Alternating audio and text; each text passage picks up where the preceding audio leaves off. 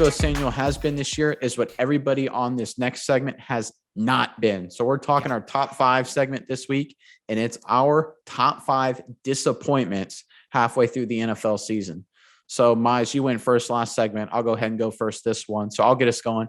My number 5, and that's quarterback from Miami. That's Tua Tagovailoa, which I'm sure I mispronounced that name. This was supposed to be their guy. They tanked for him. He got hurt his senior year at Alabama. Still was able to. Miami was still able to draft him because of it. Didn't have a great rookie year, up and down with Fitzpatrick taking playing time. This year, Fitzpatrick's gone. Supposed to be his year. They draft former Alabama wide receiver Jalen Waddle to bring in and give Tua a weapon. Doesn't make a difference. Tua still struggles. He gets hurt. He misses a few games. Look, he threw 2 picks in a tough loss in Atlanta and one of their more winnable games. They just got beat up by Buffalo. They only scored 11 in that game. This offense isn't very good. This team isn't very good. They only have 1 win, and I think Tua has been really disappointing so far in his NFL career. The word bust is slowly starting to be whispered around Tua. It's not there yet, but it's coming. Number 4 is Matt Nagy, head coach for the Chicago Bears. Look, what can you say about a guy whose quarterback is a lot better when Matt Nagy isn't coaching him? Matt Nagy obviously missed this weekend's game against San Francisco due to COVID protocols, and Justin Fields, not coincidentally, had his best game of his young career at this point. Nagy ruined Trubisky, struggled with Nick Foles, and had issues with Justin Fields. This guy's been a big disappointment ever since his first year with Chicago. I think he's on the hot seat. We've hit on it a bunch. He's been a disappointment. Number 3, running back for the New York Giants at Saquon Barkley. This number 2 former overall pick's big issue is consistency and injuries. The guy's a home run hitter when he's healthy, but half the time he can't even play because he's had all these injuries, major injuries, nagging injuries.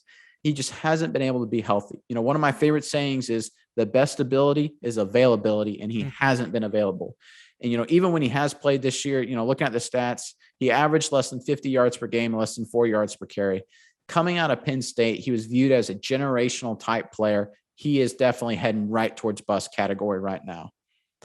Speaking of bust, looking at Urban Meyer as my number 2 disappointment. 1 win this season. It wasn't even in the continental United States. In fact, the Jacksonville Jaguars, fun stat for you, have gone 417 days since winning a game in the United States of America. That is a wild statistic, and Urban Meyer is not doing anything to help that out at all. They just got dominated by a Seattle team, again, without Russell Wilson. Trevor Lawrence he showed some signs, but he struggled. Is Urban Meyer hurting Trevor Lawrence? Maybe, maybe not. It's hard to tell at this point, but he certainly isn't helping him. He obviously had the off-the-field issues. No one was expecting Jacksonville to be great, but they're probably expecting a little more out of Urban Meyer than this. He's my number 2 disappointment. Number 1, safety for Seattle. This is Jamal Adams. Look, last year, Seattle gave up a few picks midseason to take Jamal Adams from the New York Jets. I think they gave up a number 1 pick and bring him into the fold. He made a big impact right away. He was going to be a franchise safety, a big turnaround, a big linchpin of that defense, and he has done squat. Going into last weekend's game against Jacksonville, he was zeros on the stats, 0 interceptions, 0 sacks, 0 forced fumbles, 0 fumble recoveries.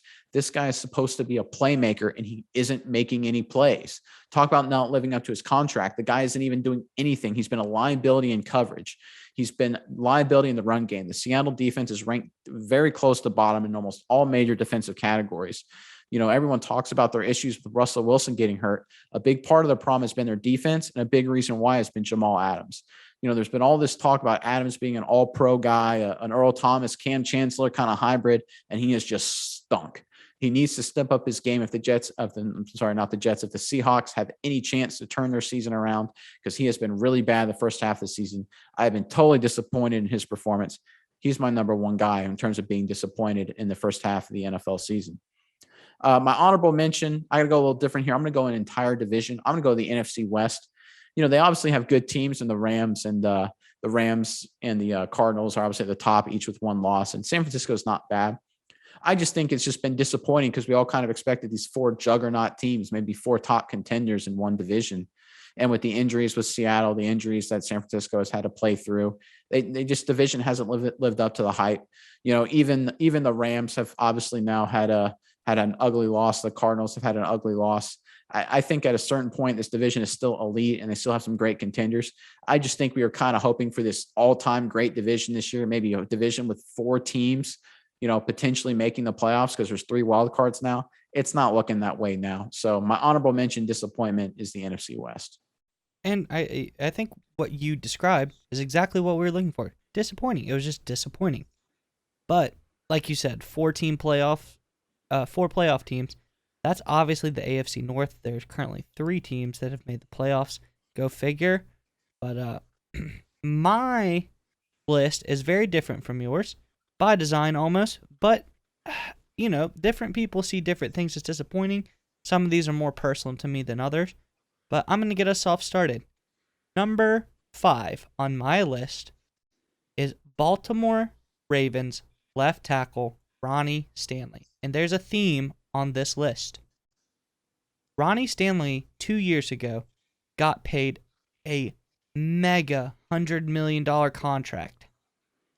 Since then, he has played 2 games.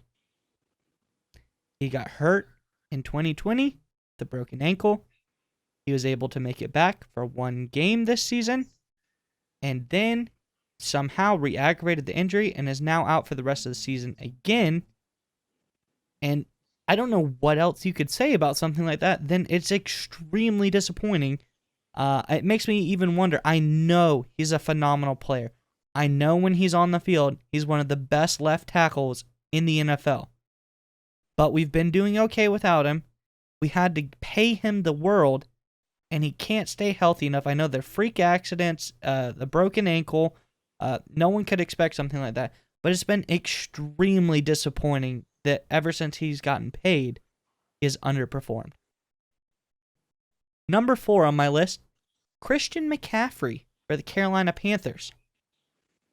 Also got paid a huge, huge mega contract.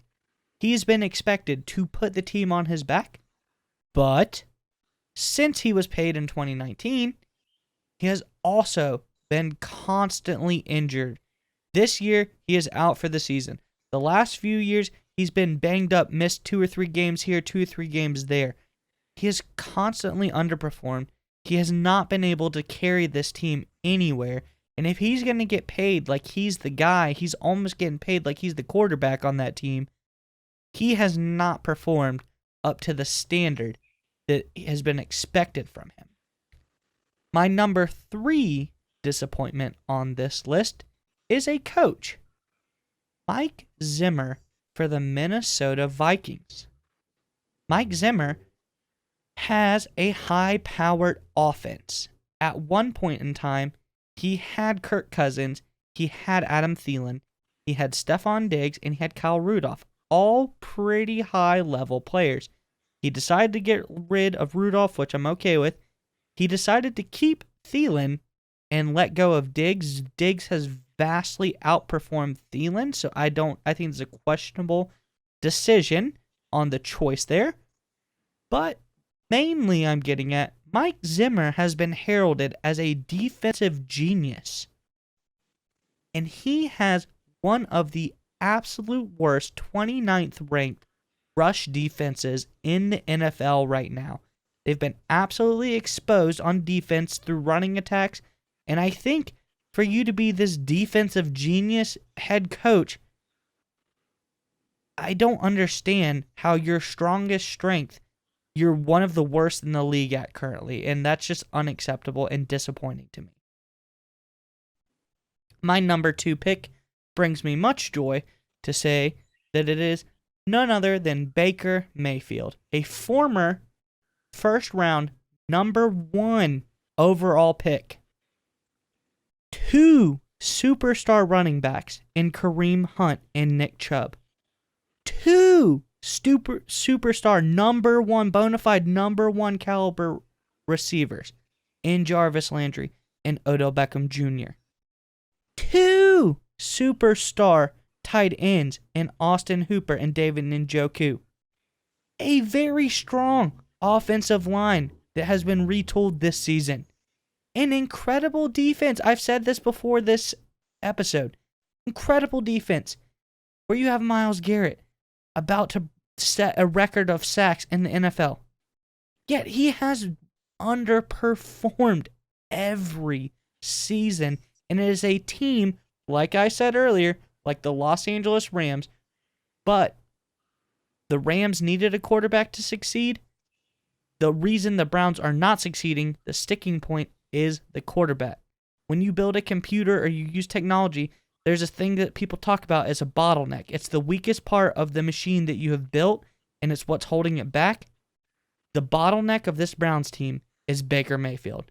And before they need to get rid of him and move on if they want to get any form of success.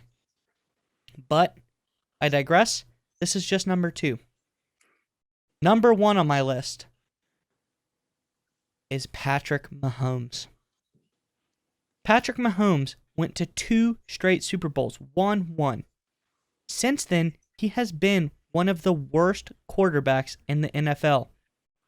They have just barely over 500 record this season so far.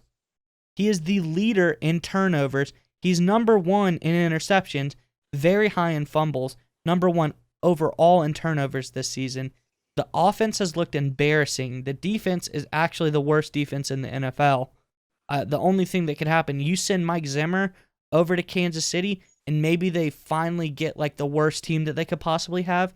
But Patrick Mahomes, like Ronnie Stanley, like Christian McCaffrey, gets paid a record-setting largest contract ever for any player and underperforms.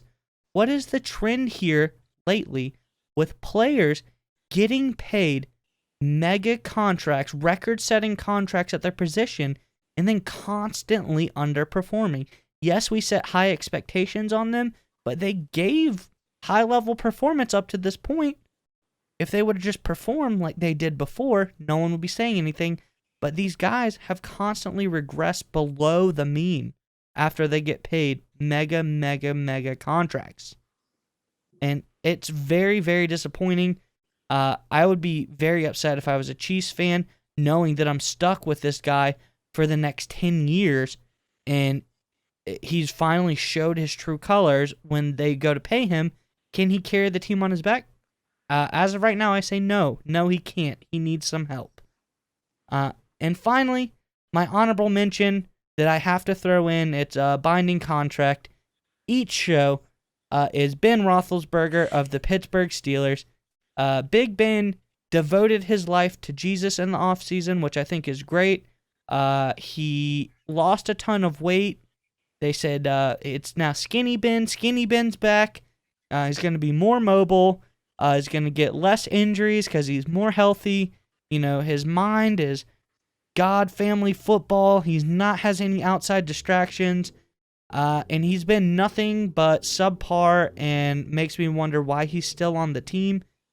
Quite embarrassing, if you ask me, to say the least. But that is my list.